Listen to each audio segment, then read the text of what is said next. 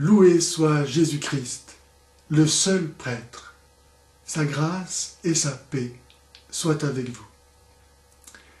Parce que l'Église vit de l'Eucharistie et qu'il y a de moins en moins de prêtres, du moins en Occident, certains avancent la proposition de confier le rôle des prêtres désormais à des laïcs. Et c'est vrai que les prêtres ne sont ni meilleurs ni plus saints que les laïcs. Et malheureusement, parfois, l'actualité nous le montre que trop. Mais cette proposition, en fait, révèle une profonde, radicale et dramatique méconnaissance de la distinction des sacerdoces baptismal et ministériel.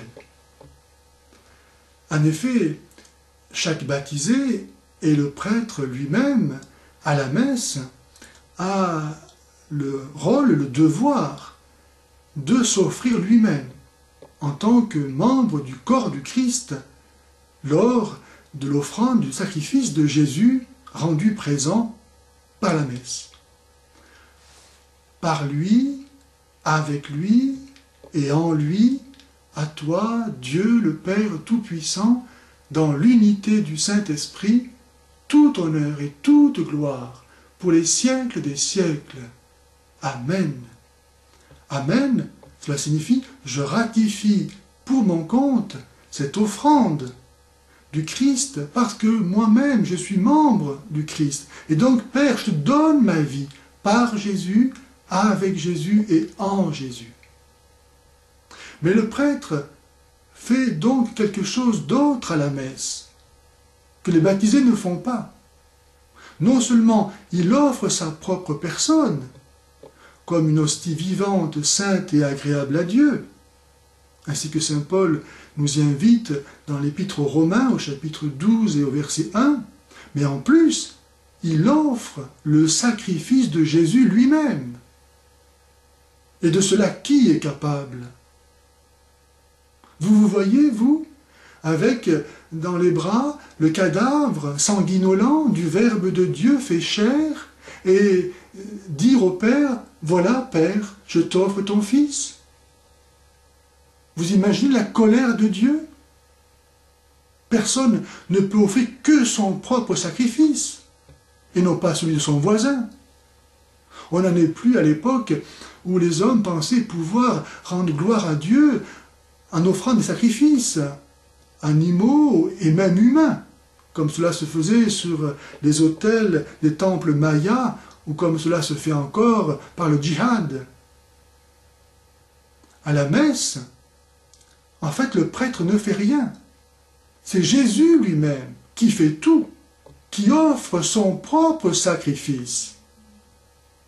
Il se sert de son prêtre pour rendre présent ici et maintenant son sacrifice éternel, puisque, étant Dieu, l'acte qu'il a accompli sous la croix il y a 2000 ans est éternel.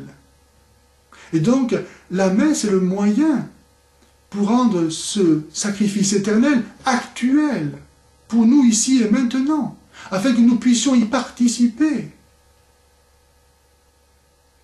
Lorsque le prêtre dit « Je te pardonne tes péchés », tout le monde comprend qu'il n'a pas le pouvoir en tant qu'homme de remettre une offense faite à Dieu. Et donc c'est Jésus à travers lui qui pardonne les péchés.